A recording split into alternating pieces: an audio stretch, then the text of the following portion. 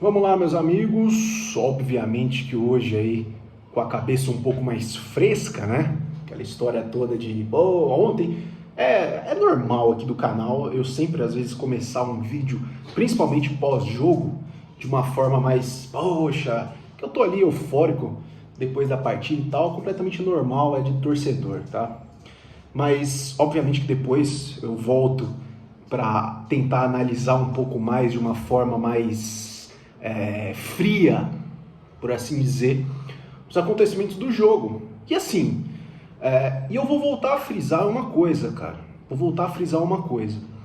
Do que aconteceu ontem, do que aconteceu contra o Botafogo, do que aconteceu contra o Bahia, do que aconteceu no primeiro jogo contra o Água Santa, do que aconteceu no primeiro jogo contra o São Paulo no ano passado, pelo mata-mata, que geralmente vem acontecendo aí e o palmeirense vem se acostumando, né, com essa situação, que é aquilo de ser muito passivo, cara, nos primeiros jogos.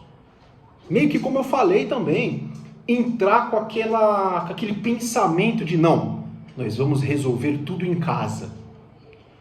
Vamos abdicar de jogar, vamos dar a bola para o adversário, vamos deixar os caras jogar, vamos deixar os caras pressionar, vamos deixar os caras ter mais posse de bola, vamos deixar os caras ter mais volume de jogo, vamos deixar os caras chutar mais ao gol, levar mais perigo à zaga do Palmeiras, ao Everton. E cara, na minha opinião, na minha sincera opinião, isso não pode ser postura do time como o Palmeiras. Do time que alguns especialistas dizem que é o melhor elenco, o segundo melhor elenco do Brasil hoje, que inclusive eu vou falar em relação a isso, que eu estava vendo ali a Jovem Pan, eu vi alguns jornalistas falando.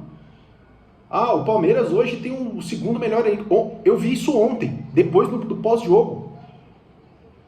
Eu vi isso.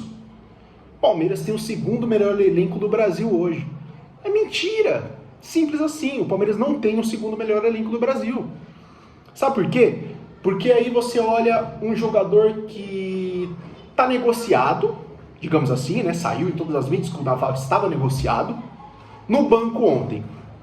Aí você vê um jogador como o Tabata, que também já se disse insatisfeito aí e quis chispar no banco ontem. Ou seja, dois jogadores que provavelmente aí não estão nos planos do Palmeiras, mas no banco, como opção. Quando que dois jogadores dessa categoria e nessa situação pode resolver alguma coisa para o time do Palmeiras e agregar para fazer com que o elenco seja o melhor ou o segundo melhor do Brasil? Isso não existe, cara. Uma coisa é certa. O Palmeiras precisa de contratações. Se ficar escutando o que diz aí jornalista corintiano, Mauro César, que é o segundo melhor elenco, que não sei o quê, vai continuar com esses caras que não agregam nada no elenco do Palmeiras. Agora, um outro questionamento também em relação aí ao Flaco Lopes. O Flaco Lopes custou em média para o Palmeiras aí, na época foram, sei lá, 10 milhões de dólares, né? Coisa de 50 milhões de reais, mais os encargos, luvas, etc. A negociação bateu quase 70 milhões, essa que é a realidade. Tá? O Palmeiras gastou quase 70 milhões de um jogador para manter ele como quarta opção do banco, entrando junto com o Breno Lopes. É isso mesmo? É isso? Voltando a falar do Tabata, um jogador que custou 25 milhões ao Palmeiras, um jogador que foi um eterno reserva no Sporting. Aí também tem que se cobrar quem mandou trazer, ou seja, o Abel. Porque um jogador que já não agregava absolutamente nada no time do Sporting, entrava 10, 15 minutos no final do jogo lá, vem para o Palmeiras e continua a mesma coisa. Ou seja, quando entra, né, para jogar 10, 15 minutos, quando entra. Ou seja, o Palmeiras perdeu 25 milhões desse jogador. Outro investimento errado. Atuesta Eu não sei de onde que os caras tiraram o Atuesta. Ah, mas ele tá machucado. Não importa. Para mim investiu errado. Desde o início eu falo. O jogador que não tem sangue, que não joga com raça, como a torcida espera de um jogador do Palmeiras. Certo? Pode estar machucado, que não esteja, não importa. Para mim, não vale 22 milhões de reais que o Palmeiras pagou nesse cara. Num mercado totalmente desconhecido, que é a tal da MLS, que é outro campeonatinho de várzea também lá dos Estados Unidos. É de várzea, não adianta. É um campeonato ruim, fraco. Não pode ser parâmetro para escolher jogador para o Palmeiras. Isso é um fato, tá? Aí a questão do Richard Rios, que ontem eu falei, critiquei o Richard Rios, que ele passa muito pé na bola e tal, que eu acho que ele tem que melhorar isso aí. É um jogador jovem ainda, para mim é talentoso, é bom jogador, porém ele tem que jogar com um pouco mais de responsabilidade, um pouco mais sério. Tá no Palmeiras agora. Tá no Palmeiras. Tem que jogar um pouco mais sério. Porém, eu acho aí que também não vai ser a solução dos problemas do meio-campo do Palmeiras. Até porque ele, quando o time está ajustadinho, falando do Richard Rios, e eu vou também englobar aí a molecada do Palmeiras, Luiz Guilherme, Fabinho, esses moleques. Quando o time está ajeitado, quando o time está redondinho, quando está jogando bem, esses moleques entram com suporte, entram e faz ali o feijão com arroz, faz o que se espera deles. Mas o problema é quando coloca essa molecada achando que eles vão resolver quando o time não está jogando absolutamente nada. Esse que é o problema, porque você acaba queimando essa molecada também. Você acaba aí jogando uma responsabilidade que, por vias, eu acho que não deve ser da molecada nesse momento. Como eu falei lá no início do ano, as contratações servem para dar respaldo para a molecada entrar nesse time e fazer um papel aí que espera dela, porque realmente é uma molecada muito boa a da base do Palmeiras. O Palmeiras se revolucionou em relação à base. Porém, precisa de jogadores cascudos que dê o suporte para essa molecada entrar e resolver. Não é só adiantar falar assim, não, vamos fazer igual a gente fez contra o Atlético Paranaense, vamos jogar a molecada na fogueira, porque eles não vão aguentar. Tem moleque de qualidade que podem resolver o primeiro tempo, a metade do segundo, mas a gente sabe que é molecada, que não consegue. Se fosse assim era fácil, coloca o time todo de moleque e deixa os moleques resolverem. A gente sabe que não é assim que funciona.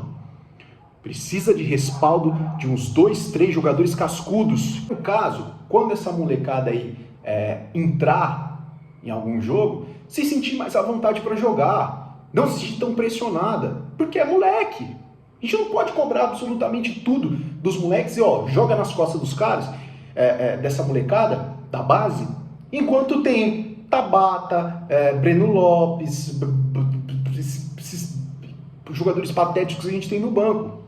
Vocês entenderam? Não dá. Não dá para chegar em um jogo de mata-mata e simplesmente colocar aí o Luiz Guilherme aos 41 minutos do segundo tempo e falar, meu filho, nós estamos jogando fora de casa aqui, vai lá e ganha o jogo para nós, empata o jogo para nós, um jogo difícil onde está a torcida do adversário do São Paulo no clássico, lotando o estádio, vai lá e faz isso para nós. Não dá para cobrar isso, não dá. Aí, quem que fica no banco? Quem que morre no banco? Navarro, esses caras que não agregam absolutamente nada, tá? Então, o fato é, o Palmeiras não tem o segundo melhor elenco do Brasil hoje. Não caia nessa esparrela. Não caiam nisso. Cobrem sim, é o que eu faço aqui, é o que eu vejo muito torcedor fazendo também. Cobrem reforços. A janela de transferências está aberta. Avise isso para Leila. Não é só aviãozinho que vai resolver os problemas aí do time do Palmeiras hoje, porque no caso a gente viu que não está jogando absolutamente nada. O Palmeiras contra o Botafogo cruzando 50 bolas na área, jogando dentro de casa, isso não pode acontecer, né? A mesma coisa ontem, o Palmeiras tendo apenas um chute na meta do São Paulo, em direção à meta do São Paulo, e um chute no meio do gol do Richard Rios, num jogo de mata-mata, num clássico. Isso não pode acontecer também, certo? Então, no caso aí, o Palmeiras precisa sim de opções melhores do que nós temos no banco. Fato. Isso é um fato. Tá? E uma outra coisa também que eu queria falar para vocês vai ser em relação agora ao jogo do final de semana, de sábado, contra o Flamengo. Porque no caso aí, o Flamengo também vem numa crescente. O Flamengo vem numa crescente. Inclusive passou o Palmeiras na tabela do Campeonato Brasileiro. Ontem venceu o Atlético Paranaense aí pela primeiro jogo da Copa do Brasil, das quartas de finais. E vem numa crescente. E uma coisa eu vou falar para vocês. Uma coisa que me incomodou muito ontem foi a questão da postura do Palmeiras. Eu já tinha dito isso ontem, deixei bem claro hoje também. Cara, se a gente não quiser perder para o Flamengo, ou melhor, que a gente precisa do resultado contra o Flamengo, até para dar um ânimo para a equipe, para esse calendário que a gente tem, que a gente vai pegar Atlético Mineiro pela Libertadores, a gente vai pegar a Internacional fora pelo Campeonato Brasileiro, a gente vai ter a partida de volta contra o São Paulo. Então, para dar uma moral para o time, precisa de um resultado decente contra o Flamengo. Isso não, assim, não tem como falar o contrário. Porque se você perde para o Flamengo, ou você, sei lá, empata com o Flamengo dentro de casa, para o Palmeiras, na situação atual, já é ruim. Já é ruim. Porque a torcida vai cobrar, vai estar a imprensa cobrando, vai ser, ou seja, não pode acontecer uma derrota, um empate contra o Flamengo no sábado. Tem que jogar o que tem e o que não tem para vencer o jogo. Porque aí sim, vai sim dar uma confiança pro time, pra torcida. Querendo ou não, vai. Eu vou me sentir mais confiante para jogar os jogos de mata-mata ou os próximos jogos se vencer o Flamengo. Obviamente, o Flamengo está em ascensão, claro. Não vai ser jogo contra o Bolívar, que muita gente, eu vi gente falando, cara, eu falei aqui, esses times bolivianos, esses times não são parâmetro. Não adianta achar que fez 4-0 contra esse time e fala, não, tá tudo certo. Olha a diferença dos jogos do Campeonato Brasileiro, inclusive eu disse Bolívar, acho que cai aqui no Campeonato Brasileiro. Esse tal desse Bolívar cai, fica para baixo da metade da tabela. É um time completamente inferior a Bragantino, completamente inferior a esses times que a gente tem no Campeonato Brasileiro hoje. Bahia. É só ver o número de chances criadas. O Palmeiras criando 500 milhões de chances contra o time do Bolívar e as chances criadas contra Botafogo, contra Bahia, contra São Paulo, contra times aí normais aqui que a gente enfrenta todo mês, todo ano no Campeonato Brasileiro. É só você ver a diferença. Então, não ache que jogar contra o Bolívar é parâmetro para alguma coisa que não é. Não é. Parâmetro vai ser o jogo agora contra o Flamengo. A gente vai poder ter uma ideia e ter uma noção de como o Palmeiras vai reagir. E outra coisa, mudança de postura. Se tiver a postura que teve contra Botafogo, contra Bahia e contra São Paulo agora, pô, cara, aí eu acho que o negócio fica complicado. Até para esses últimos jogos do Palmeiras, que não agradou muito a torcida. Não agradou. Então, assim, o Palmeiras já está aí um pouco abaixo da tabela do que estava no passado. Então, assim, meio desconfiada a torcida em relação ao elenco, em relação a alguns jogadores, saída do Giovani. Então, assim, a torcida já está meio que com o pé atrás. Obviamente que dá para o Palmeiras reverter essa questão aí? Óbvio que dá, claro que dá. É 1-0, falando do jogo contra o São Paulo, 1-0. Porém, aquilo que eu falei, não pode entrar com essa postura que entrou contra a Água Santa, que entrou contra o São Paulo no ano passado, que entra, às vezes, num jogo aí